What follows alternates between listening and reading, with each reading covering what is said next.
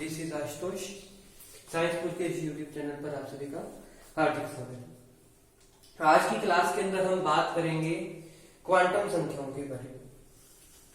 देखो, क्वांटम संख्याएं क्या है, हम उससे पहले एक एग्जांपल लेते हैं अपने ऊपर।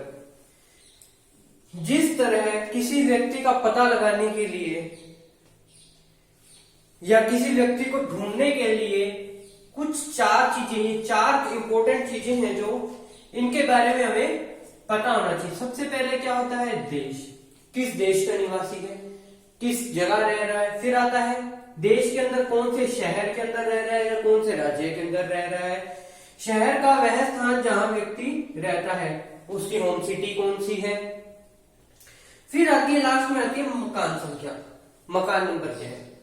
उसी हिसाब से उसी तरह किसी परमाणु में इलेक्ट्रॉनों की संख्या, इलेक्ट्रॉनों की स्थिति ज्ञात करने के लिए जिन संख्याओं की आवश्यकता होती है उन संख्याओं को क्या कहते हैं, हम क्वांटम संख्या कहते हैं। वह संख्या क्या कहलाती है, क्वांटम संख्या कहलाती है। जिस तरह से हमें क्या चाहिए था, देश चाहिए था जानने के लिए कि कौन सा किस देश के अंदर है, उसी टाइप से मुख्य क्वांटम संख्या के तहत हमें क्या चाहिए, कौन सा कक्षक है, कौन सा कोश है। फिर हम बात कर रहे थे शहर की, किस शहर का निवासी है। तो इसके अंदर शहर क्या हो गया, उपकोश, मतलब दिग्वंशी क्वांटम संख्या, मुख्य क्वांटम संख्या देश, दिग्वंशी क्वांटम संख्या शहर या राज्य जिसको एल से शो कर रहे हैं। फिर था शहर का वह स्थान जहां व्यक्ति रहता है। रहता है मतलब कोई ऐसा पर्टिकुलर एरिया या शहर की, राज्य का वह शहर जहां रहता है व्यक्ति, तो वह हो गया कक्षक, कौन से कक्ष में रहता है।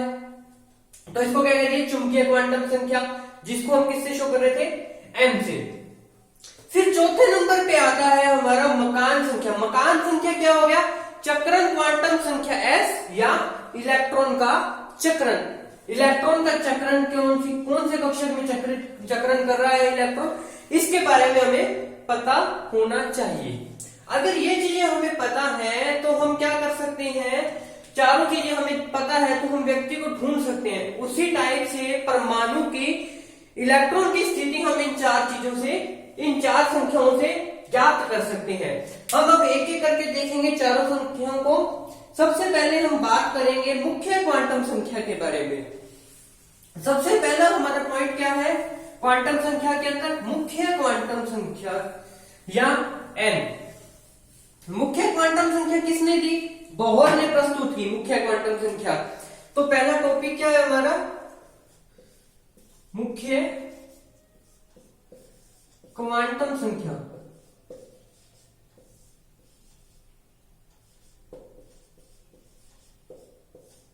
किससे शो कर रहे थे, स्मॉल एन से। मुख्य क्वांटम संख्या पेश करने वाले जो साइंटिस्ट थे वो कौन थे, बोहर थे। क्या कौन थे वो, बोहर द्वारा दी गई, द्वारा प्रस्तुत की गई। फिर हम देखते हैं क्या होती है, यह कक्षा का नाम आकार ऊर्जा जो है, यह क्या बताते हैं, मुख्य क्वांटम संख्या को क्या बताते हैं, कक्षा का आकार,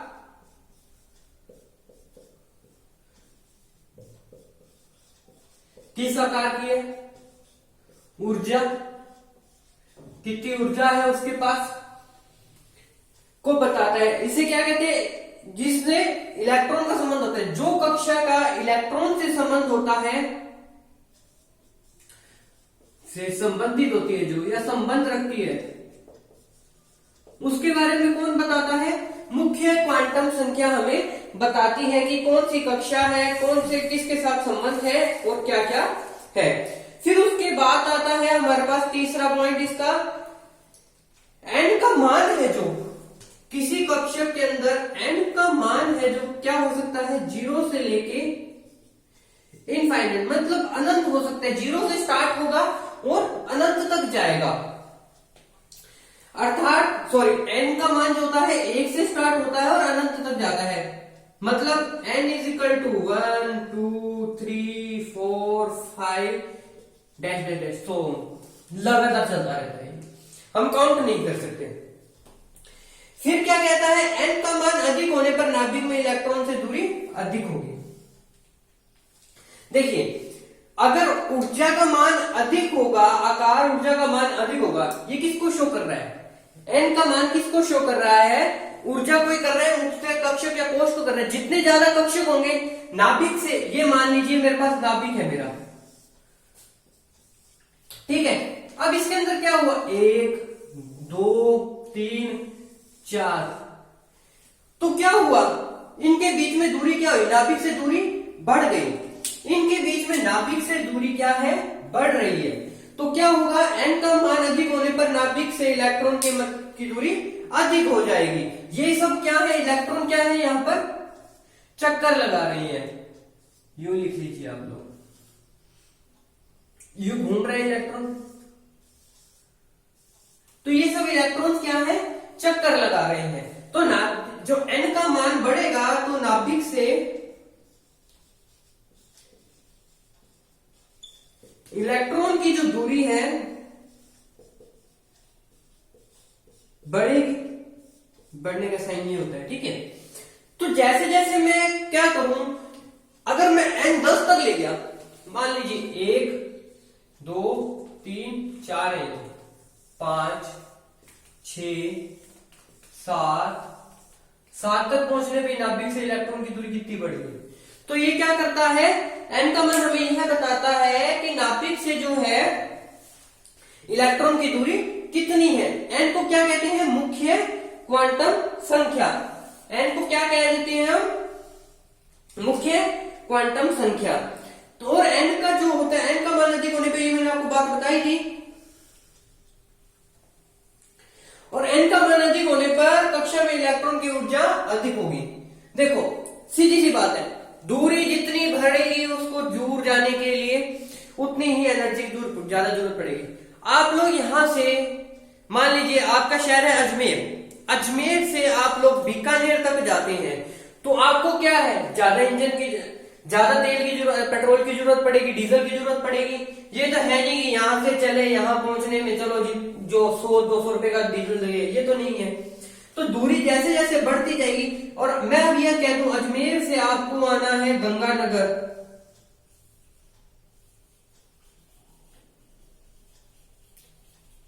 गंगानगर आने में क्या हुआ, और आपको चाहिए, है ना। तो जैसे जैसे दूरी बढ़ती जाएगी एनर्जी का मान भी बढ़ता जाएगा, उसको ज्यादा से ज्यादा एनर्जी की जरूरत बनती जाएगी।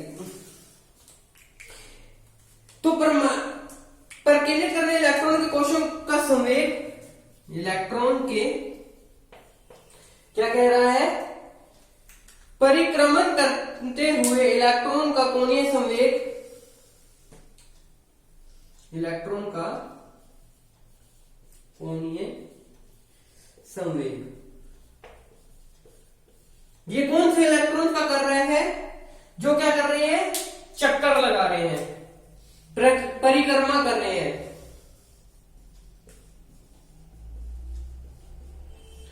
तो क्या होगा, किस सूत्र से हम लिख सकते हैं, हम लिख सकते हैं mvr,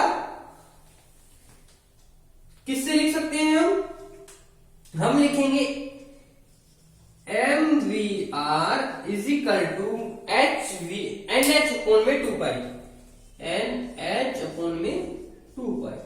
समय h की वैल्यू पता होती है, 2 पाई दिया होगा और आपको फाइंड कर लेना है। अब हम बात करते हैं, ये तो हमारा हो गया मुख्य क्वांटम संख्या। क्वांटम संख्या कितने टाइप की होती है, 4 टाइप की होती है। पहली कौन सी थी, मुख्य। दूसरी कौन सी होती, द्विगुवंशी उपकोश। उपकोश मतलब उस कक्षक में कहां पर प्रेजेंट है। मुख्य कक्षक हो गया ये क्वांटम संख्या का, तो n क्या हो गया, मुख्य कक्षक हो गया।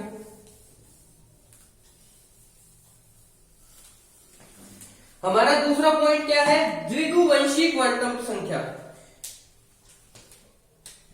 क्या है दूसरा पॉइंट,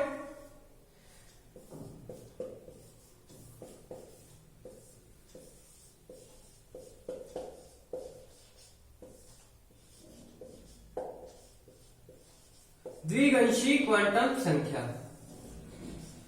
किससे शो कर रहे हैं हम इसको, हम इसको शो कर रहे हैं स्मॉल एल से। देखो द्विवंशी क्वांटम संख्या है वो किसने दी थी? सोमरफेल्ड द्वारा। किसने प्रतिपादित की? किसने दी? सोमरफेल्ड। किसने दी थी? सोमरफेल्ड ने क्या बताया था? द्विवंशी क्वांटम संख्याओं के बारे में बताया था। यह उपकोष की आवर्तीय कक्षीय कोणीय संवेग को प्रदर्शित करता है। जो उपकोष है, उपकोष की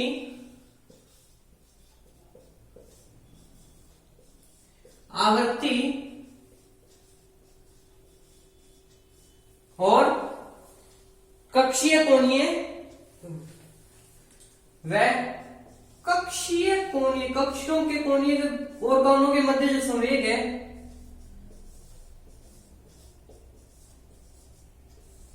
कक्षीय कोणीय संवेग को प्रदर्शित करता है।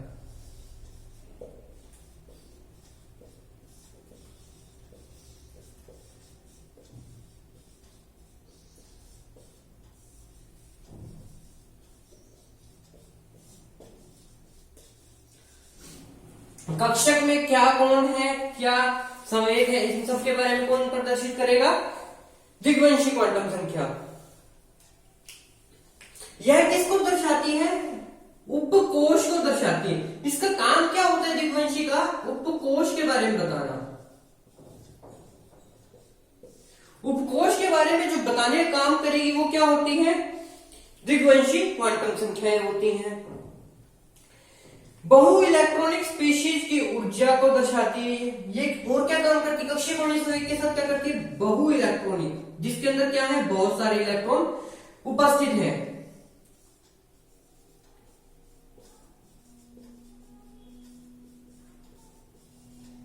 बहु इलेक्ट्रॉनिक,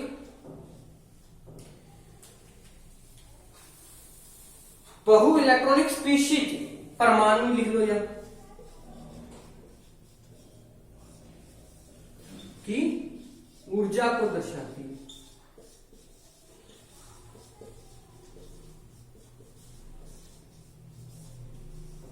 ये इसके मेन पॉइंट्स हैं जो मैं आपको ये करा रहा हूं, ये इनके मेन पॉइंट्स हैं। इसके बाद हमारा बहुत ही इंटरेस्टिंग टॉपिक शुरू होगा जिसको हम क्या कहते हैं? हाइब्रिडाइजेशन, संकरण, है ना। तो ये कर लीजिए, ये बेसिक सी चीज है, ये थोड़ा सा ध्यान से कर लीजिए, आपको हाइब्रिडाइजेशन में कोई दिक्कत नहीं आएगी आगे। फिर हम बात करते हैं, यह कक्षक की त्रिविम आकृति को भी दर्शाता है। किसको दर्शाता है? कक्षक की 3D, 3 डायमेंशन आकृति क्या होगी?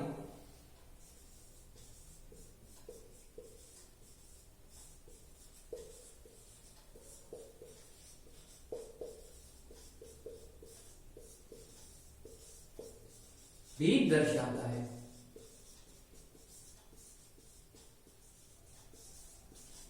कक्षक की त्रिविम आकृति को भी दर्शाने का काम कौन करता है? द्विवंशी क्वांटम संख्या। जो इसका मान होता है वो क्या होता है? L का मान है जो L इजिकल टू क्या होता है? 0 से n-1। 0 से शुरू होता है और n-1 होता है। क्वेश्चन बनता है n अगर 3 है तो इलेक्ट्रॉन कितने होंगे? n अगर 3 है हमारे पास तो इलेक्ट्रॉन कितने होंगे? हम यहां कर लेते हैं, ऊपर हमारे पास जगह पड़ी है। क्वेश्चन क्या बनता है? n अगर 3 है तो इलेक्ट्रॉन फाइंड करने हैं आपको। तो n का मान क्या हो रहा है?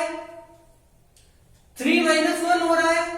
तो 3 - 1 इजिकल टू क्या हो गया? 2 हो गया। ठीक है, तो क्या हो जाएंगे? 0, 1 और 2। ये काम करेगा द्विवंशी क्वांटम संख्या, ये चीज बताने का। इस टाइप से बहुत से एग्जाम्पल्स हैं। n का मान कभी भी न तो n के बराबर, देखो l का मान है जो n क्या था? मुख्य क्वांटम संख्या। जो l का मान है कभी भी n के बराबर नहीं होगा। दूसरा पॉइंट क्या कहता है? ना ही उससे बड़ा होगा। ठीक है, इलेक्ट्रॉन की ऊर्जा कक्षक कोणीय संवेग पर निर्भर करती है। ये मैंने आपको बताई थी कि कक्षक कोणीय संवेग के बारे में बताती है। द्विगंशी क्वांटम संख्या पर निर्भर करती है। जो कक्षक कोणीय संवेग किस पर निर्भर करता है? द्विगंशी क्वांटम संख्या पर निर्भर करता है। कक्षक कोणीय संवेग कैसे ज्ञात करेंगे? हम फॉर्मूला लिखते हैं, कक्षक कोणीय संवेग कैसे फाइंड करते हैं हम? किससे शो करते हैं कक्षक कोणीय संवेग को? h/2 under root of l plus में 1। ये काफी इंपॉर्टेंट फॉर्मूला होता है आपका, कई बार क्वेश्चन पूछ लिया जाता है इससे। ये काफी इंपॉर्टेंट फॉर्मूला बनता है, कक्षक कोणीय संवेग is equal to h/2 under root of l bracket में l प्लस में 1। l क्या है यहां पर? l इज इक्वल टू द्विगंशी क्वांटम संख्या।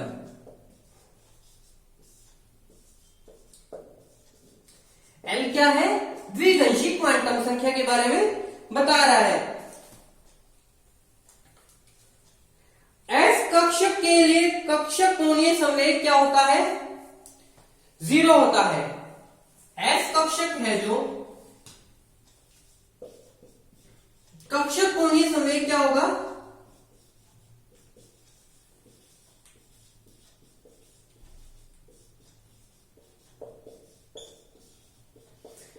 इज इक्वल टू 0 क्या होता है। ठीक है, क्योंकि s के लिए l इज इक्वल टू 0, तो s कक्षक की ऊर्जा मुक्त क्वांटम संख्या पर निर्भर करती है। जो s कक्षक है उसकी ऊर्जा क्या होगी? मुक्त क्वांटम संख्या पर निर्भर करती है। तो s इज इक्वल टू 0 हो गया, तो l क्या होगा? l इज इक्वल टू 0 है ही है। तो s अगर 0 है तो s कक्षक की ऊर्जा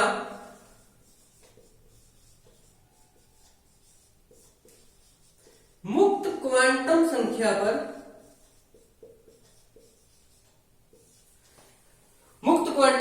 पर निर्भर करती है।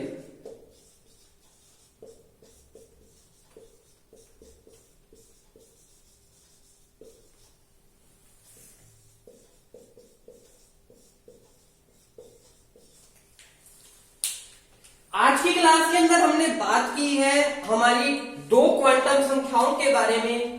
पहली है मुख्य क्वांटम संख्या, जिसको किससे शो कर रही है?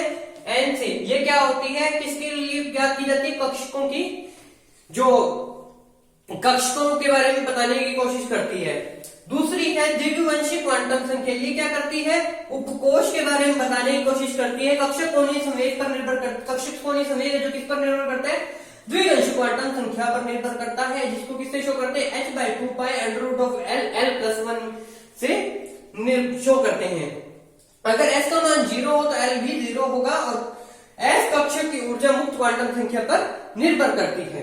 आज की क्लास में हमने ये दो क्वांटम संख्याएं कर ली। हम हमारी नेक्स्ट क्लास के अंदर बात करेंगे चुंबकीय क्वांटम संख्या और चक्रण क्वांटम संख्या के बारे में। अगर आप लोगों को ये वीडियो अच्छी लगी हो, अगर आपको समझ आया हो, तो चैनल को सब्सक्राइब जरूर कर दीजिएगा।